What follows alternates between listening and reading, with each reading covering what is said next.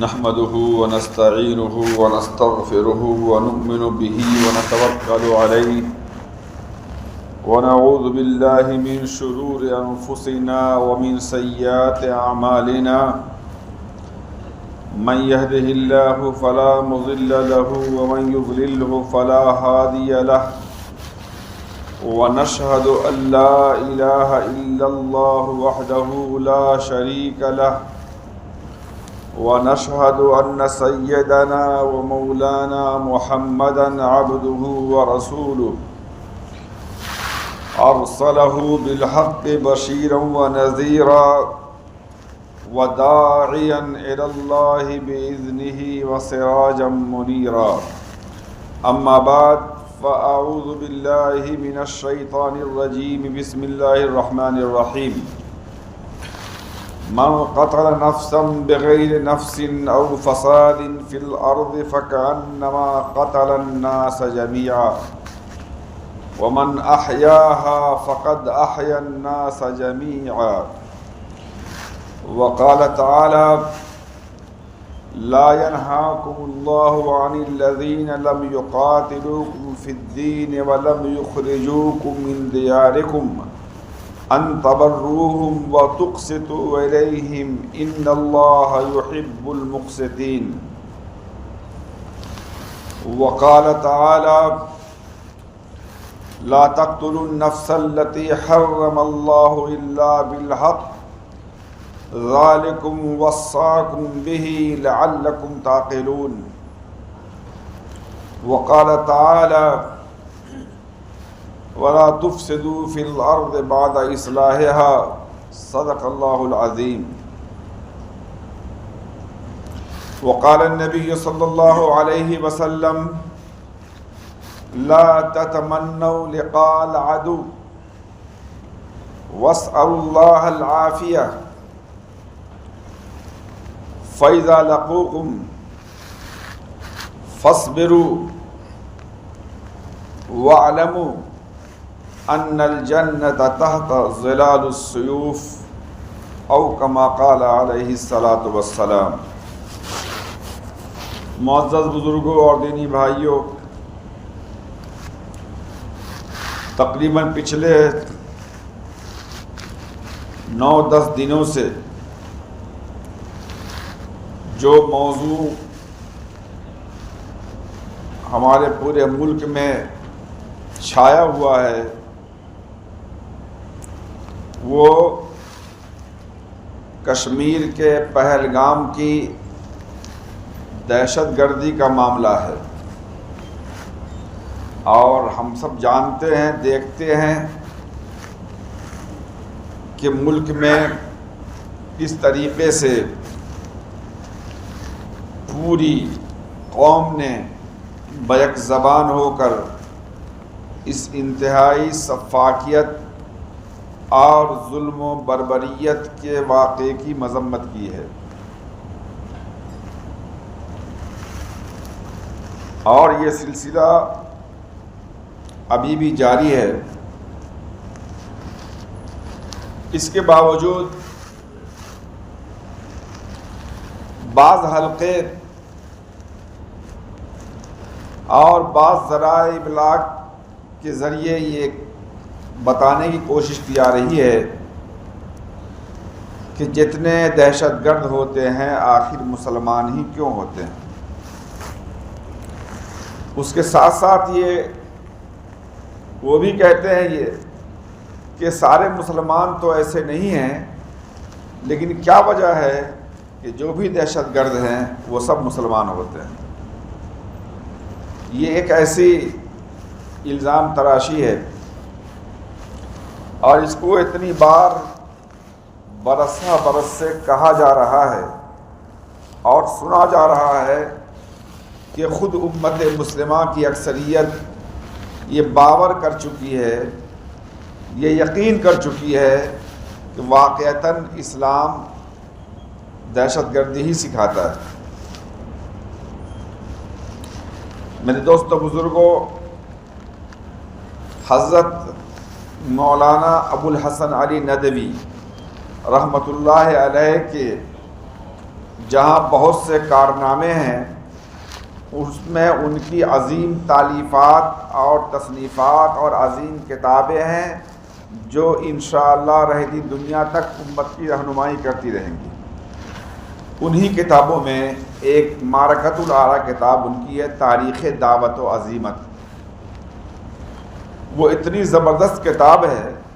اور انہوں نے شروع سے لے کر کے اپنی زندگی تک کے اہم ترین واقعات کو نمایاں کیا ہے کہ کس طریقے سے اسلام کے قلب و جگر پر باطل کی طرف سے حملہ کیا گیا اور کس طریقے سے ہر زمانے میں اللہ کے نیک بندوں نے اسلام کی روشن تعلیمات کو دنیا کے سامنے پیش کیا۔ اسی کتاب کے بالکل مقدمے میں، پہلی جلد کے مقدمے میں انہوں نے لکھا ہے کہ شروع زمانے سے ہی اسلام کے، ان کا جملہ ہے، اسلام کے قلب و جگر پر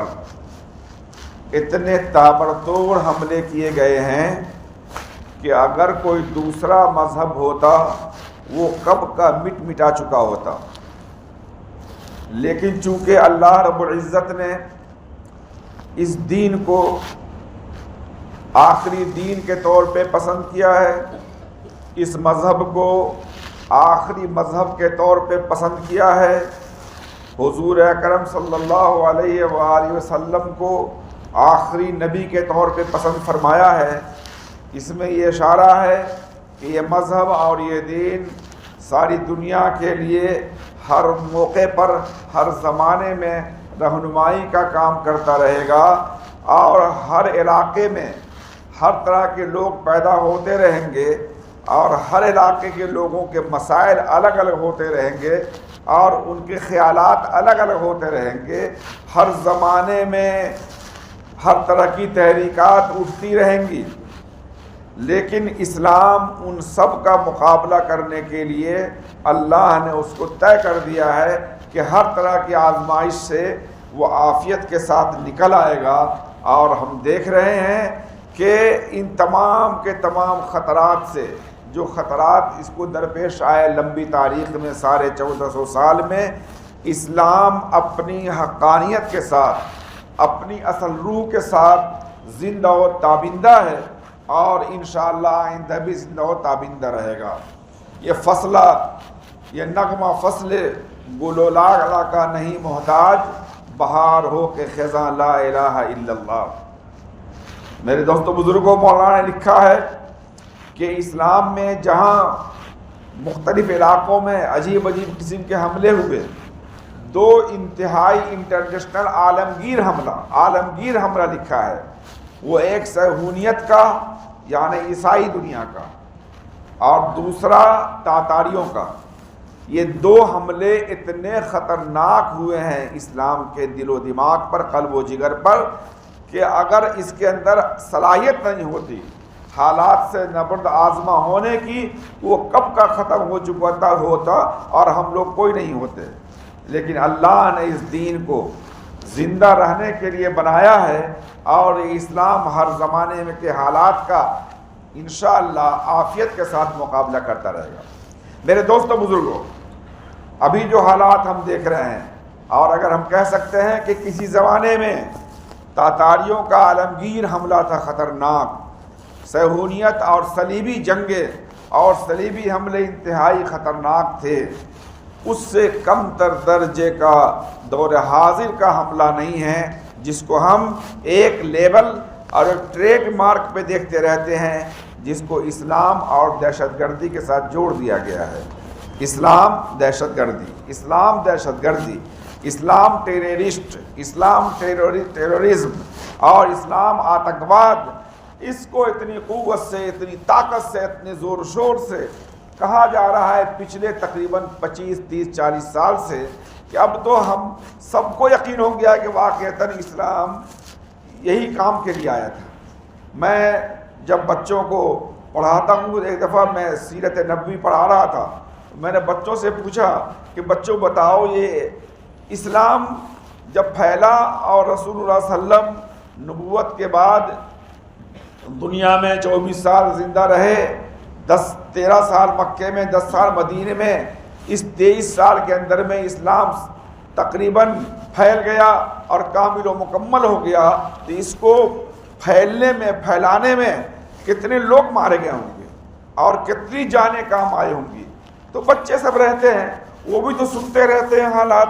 اور ان کے دماغ میں ذہن سے باتیں پڑتی رہتی ہیں۔ تو کسی بچے نے اپنے طور پہ زور لگایا، کہا کہ مولانا کم سے کم 50,000 آدمی تو ضرور مارے گئے ہوں گے، کوئی کہتا ہے 1 لاکھ کم سے کم مارے گئے ہوں گے،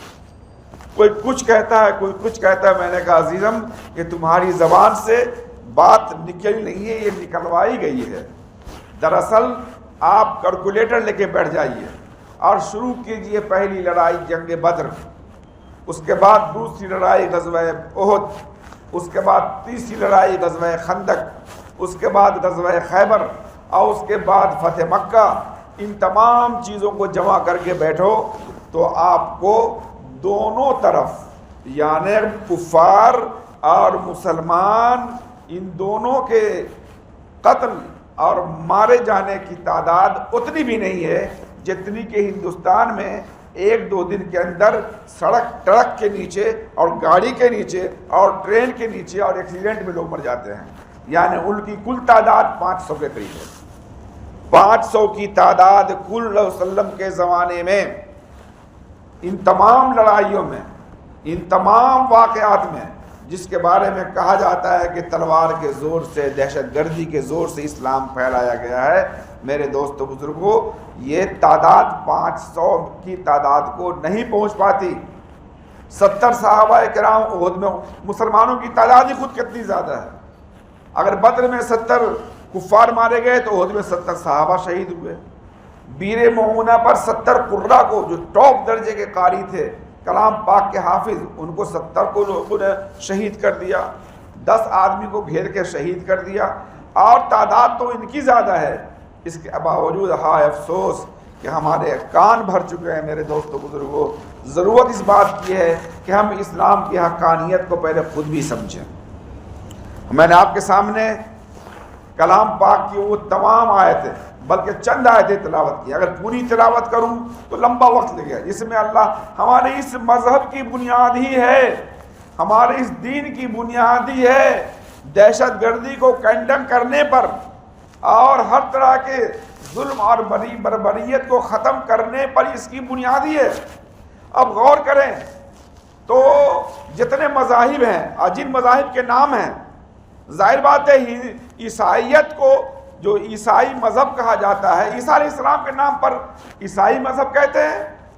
یہودیت، حضرت یعقوب علیہ السلام کے بڑے بیٹے کا نام یہودا تھا، لوگ کہتے ہیں کہ اسی کے نام پر یہودی ہے، انہی کے نام پر۔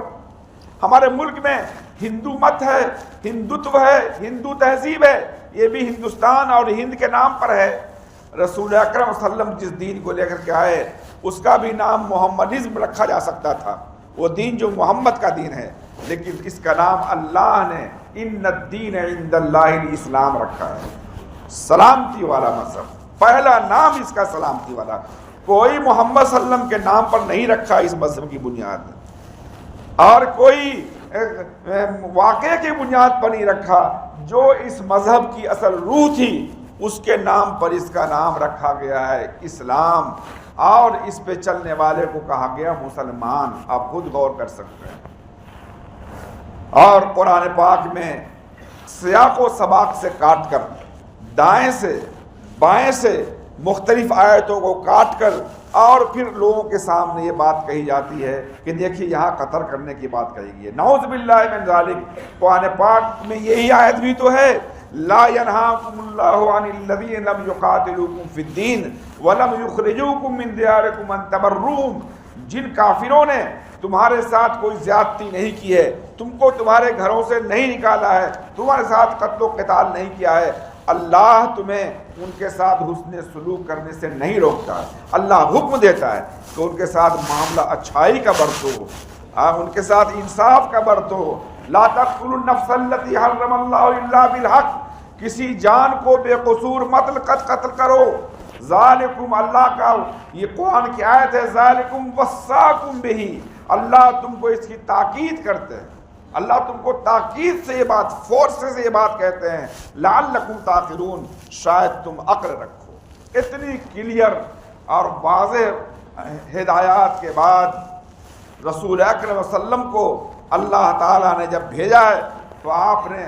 اللہ تعالیٰ نے وسلم کے لیے جو لفظ انتخاب کیا، وما ارسلناک الا رحمتا للعالمین، یہ نہیں فرمایا اللہ تعالیٰ نے اے وسلم ہم آپ کو ساری دنیا میں اپنا دین پھیلانے کے لیے بھیجا ہے، ہم نے آپ کو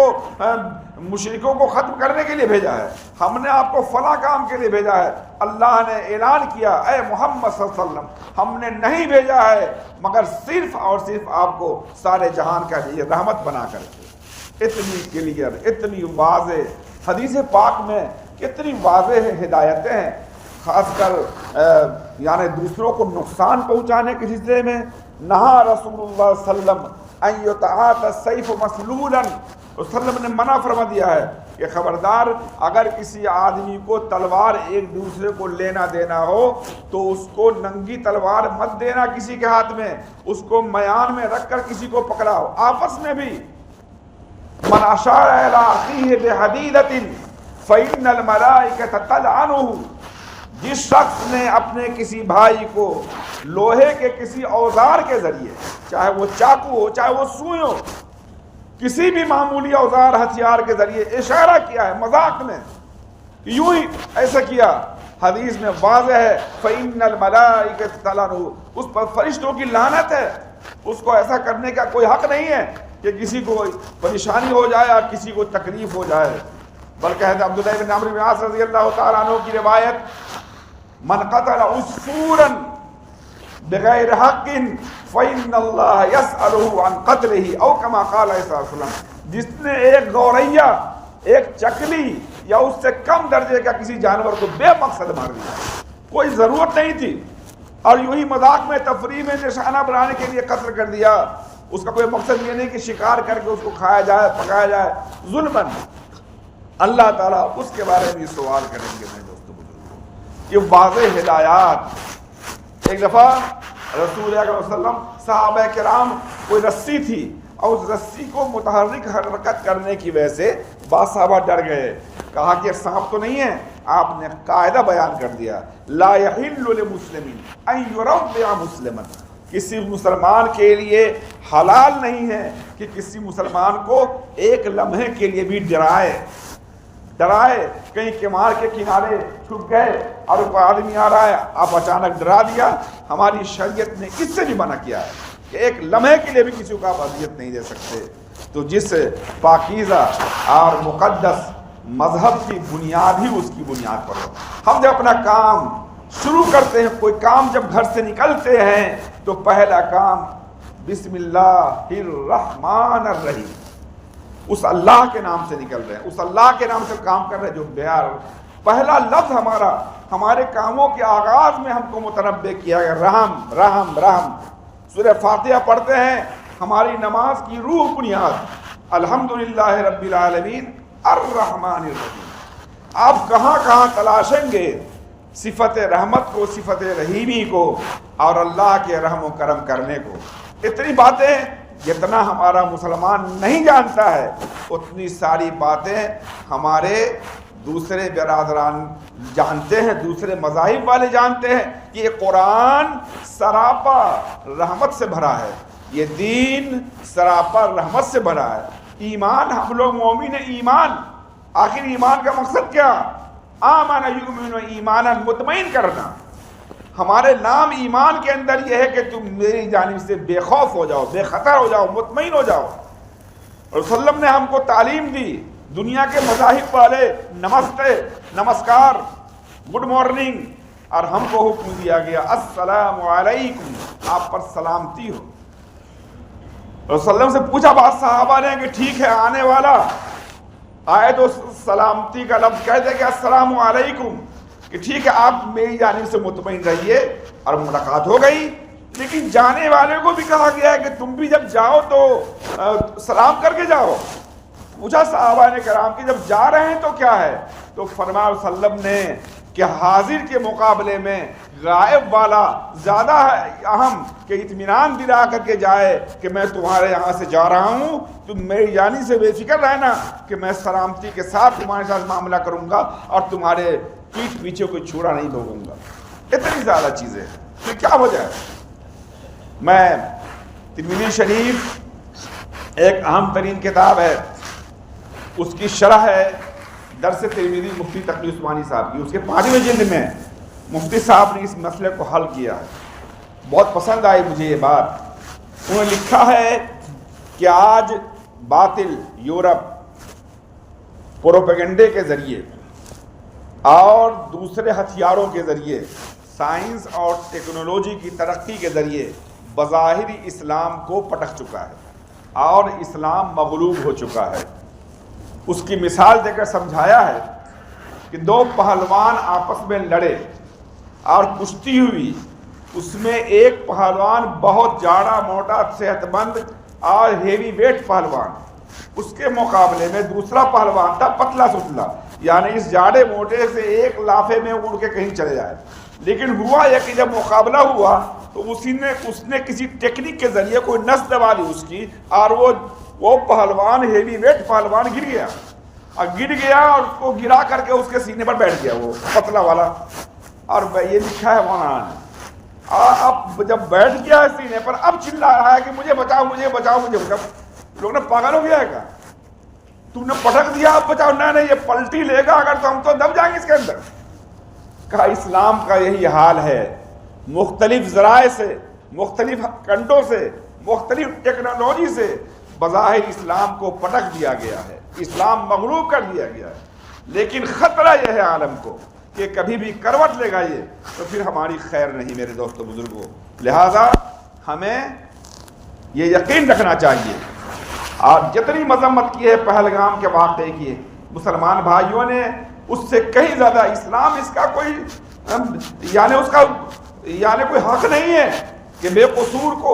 آپ جو ہے اس طرح مار دیں جان سے۔ یہ سمجھ میں نہیں آ رہا ہے کہ یہ ظاہر میں صرف چہرے میں مرے کہ یہ مسلمان تھے یا اندر سے کون سے لوگ تھے۔ اللہ ان کو یا جب ان کے ساتھ جو حکومت کر رہی ہے کہ ان کو دردناک سزائیں ملنی چاہیے، ہم سب لوگ اس کے ساتھ ہیں، لیکن ہمیں خود ہی اسلام کے امن کے پیغام کو، اسلام کی رحمت کی تعلیم کو، اسلام کی مودت کی تعلیم کو عام کرنا چاہیے۔ میں نے ایک حدیث پڑھی آپ کے سامنے، لا تتمنوا لقاء العدو، رسول نے فرمایا اے مسلمانوں، اے لوگو، دشمن سے ملاقات کی تمنا مت کرو۔ یہ نہیں کہ ہم یوں ہیں ہم یوں کر دیں گے اور آ جائے ہم دیکھ لیں گے، اسلام اس سے منع کرتا ہے۔ لا تتمنوا لقاء العدو، دشمن سے مڈ بھیڑ اور مقابلہ اور لڑائی کے لیے موڈ بنا کے رکھنا اگر پڑوس والا کرتا ہے تو یہ اچھا نہیں کرتا ہے۔ لا تتمنوا لقاء العدو، یہ کام مت کرو۔ واسألوا اللہ العافیہ، اللہ سے عافیت مانگو، اللہ عفو عافیت کا معاملہ فرمایا ہے، اور جب سامنا ہو جائے تو صبر کرو۔ تو یہ تمام ہدایات میں نے سوچا کہ یہ ایک حقیقت جو ذہن و دماغ میں اس طرح گردش کر رہی ہے، اللہ تعالی ہم سب کو بھی اسلام کی حقانیت کی اس پیغام کو پہنچانے والا بنا دے۔ اور مجھے اسی موقع پر یاد آئی ہمارے بزرگ ابراہیم صدیقی صاحب، بہت 2 4 5 6 سال انتقال کر گئے، مدرسے کے سیکریٹری یہیں پر تھے۔ وہ ایک دفعہ فرمایا کرتے تھے یہ چل رہا ہے لفڑا سب، تو کہہ رہا کہ ایک ضلع ہے وہاں بارہمولہ، کشمیر میں ایک ضلع ہے بارہمولہ، بہت ضلع ہیں سب وادی کشمیر میں، پہلگام ہے اور کپوارہ ہے، تو ایک بارہمولہ بھی ہے، یہاں گجراتی اس کو بارہمولہ بولتے ہیں۔ تو ابراہیم صدیقی صاحب کہتے ہیں ایک آدمی میرے پاس آیا جب لڑائی چل رہی تھی، یہ صدیقی صاحب یہ اتنے دن سے بمباری ہو رہی ہے، یہ بارہمولہ ہے کون کہ مرتا نہیں ہے؟ جب دیکھیں تو بارہمولہ پہ بمباری ہو رہی ہے، جب دیکھیں بارہمولہ پہ بمباری ہو رہی ہے، تو کتنا سخت جان ہے کہ یہ ایک بھی نہیں مارا گیا، سب زندہ ہے اب تک۔ تو ان کو ہنسی آتی کہتے تھے۔ تو یہ لڑائیاں اس میں امت مسلمہ کے لیے، ہندوستان کے مسلمانوں کے لیے تکلیف دہ ہے۔ اللہ تعالیٰ دونوں ملکوں کو امن اور شانتی کے ساتھ رہنے کا موقع دے، اور ہم یہ پیغام دیں کہ لڑائی مسائل کا حل نہیں ہے میرے دوستو بزرگوں۔ اور آخری بات، سب سے بہتر بات جو ٹاپ درجے کی بات ہے، وہ یہ ہے کہ یہ اسلامی کی حقانیت ہے کہ جس خاتون کو اور جس ایک فوجی جو نیوی کا افسر تھا وینے نیروال، اس کی بیوی ہیمانشی، کل اس نے آ کر کے لوگوں کے سامنے بیان دیا. وہ بیان میرے دوستوں بزرگوں ایسا ہے کہ اس کے لیے دعا کرنی چاہیے. اس نے بیان دیا، پورے میڈیا میں یہ بات وائرل ہو گئی ہے کہ اس واقعے سے میرے شوہر دنیا میں نہیں رہے، لیکن مسلمانوں پر اس کا الزام نہیں ڈالا جانا چاہیے. اس خاتون کا، اس بیوہ کا، اس ودوا کا بیان ہے. یہ ایسا بیان آیا ہے جو بہت امید افزا ہے. نہیں ہے نا امید اقبال اپنے کشت ویرا سے، ذرا نم ہو تو یہ مٹی بڑی زرخیز ہے ساتھی. یہ واقعات ہمارے ملک میں ابھی بھی انتہائی بہت بڑی تعداد امن پسندوں کی ہے. وہ حقائق کو جانتے ہیں، ہم ان کے ساتھ رہتے ہیں، ان کے ساتھ رہیں گے. اللہ رب العزت ہمارے ملک کو اور ہمارے اس کشمیر کے خطے کو امن و شانتی کا گہوارہ بنا دے. اور اللہ تعالیٰ ہر طرح کے شر و فتن سے اللہ محفوظ رکھے اور ہم سب کو خیر سگالی کے جذبے کے ساتھ اس ملک میں جینے کا موقع عنایت فرمائے. وآخر دعوانا ان الحمد للہ رب العالمین.